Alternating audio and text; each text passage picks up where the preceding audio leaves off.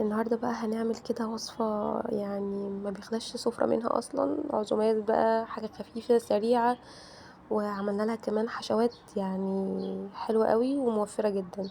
فكان عندي بقى ايه يعني حشوات كده بسيطة. وهنعمل بقى النهارده مع بعض السبرينج رولز ونشوف ازاي بنلفه كويس قوي وازاي يبقى مظبوط معانا، وكمان هنسويه في الفرن وهوريكم تسوية الفرن تبقى عاملة ازاي. فلو اول مرة تشوفوني انا ده عمر، ما تنسوش تشتركوا في القناة ولايك وشير لو عجبكم الفيديو.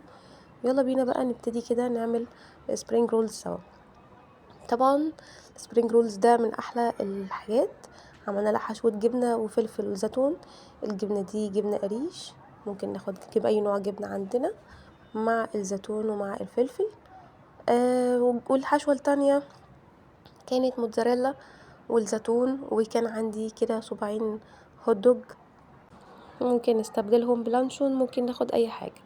فجبت بقى كده اهم حاجة طبعا في الموضوع ان احنا بنجيب كده فنجان بنحط فيه معلقة من الدقيق وبنحط عليه شوية مية صغيرين ونعملها كده علشان نقفل بيها السبرينكلز كويس عشان الموتزاريلا ما تخرجش منها. وهنا بقى انا عملت منها من النوع ده ومن النوع ده. بعد كده جيت بقى ايه، قلنا نجود بقى ونخليها كده باطعمه مختلفه. فجبنا بقى صوص الجبنه، هبقى انزل لكم طريقته. صوص الجبنه التشيدر حلو قوي. بعد كده جبنا بقى اي صوص عندنا، كاتشب، تشيلي صوص، ده تشيلي صوص اصلا، خليته يكون مع السوسج، مع السوسج والجبنه، يديكي طعم برضو البيتزا. عملناها وبعد كده عملتها بصوص الجبنه تاني. دي بقى خليناها يعني احنا من خلطتين بس عملنا يعني 4 5 أطعمة مختلفة.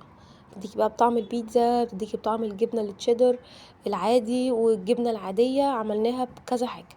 فبجد جربوهم، حلوين جدا وموفرين بقى، يعني هما حاجتين بس احنا لعبنا كده في صوصات فرقت معانا وكترنا الكمية جدا. وهنا انا عملتها بالتشيل صوص، وكان متبقي عندي شريحتين جبنة رومي في التلاجة، عملتهم بشوية موتزاريلا عشان يكمل السبرينج رولز الكمية اللي معايا. وقفلتهم كويس وبس كده، خلاص خلصنا. بعد كده هبتدي ان انا ادهنهم دهنة حلوة واحطهم في الفرن يستووا.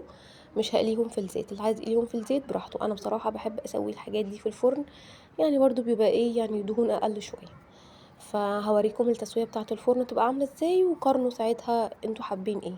هنحطها في الفرن كده وش وظهر لغاية لما تبقى تمام. شغلنا عليها الشواية وكله تمام، وده شكلها.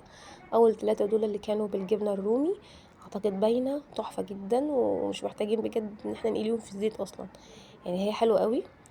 كل الحشوات اهي طلعتها، هوريكم دلوقتي عامله ازاي من جوه. بجد حلوه جدا وخفيفه وسريعه جدا بقى، يعني سرفيس كامل من حشوتين بس. عملنا 4 5 أطعمة مختلفة منهم كمان، فجربوها تعجبكم قوي. وبألف هنا وشاف على قلبكم، وما تنسوش تشتركوا في القناة وتتابعوني، وباي باي.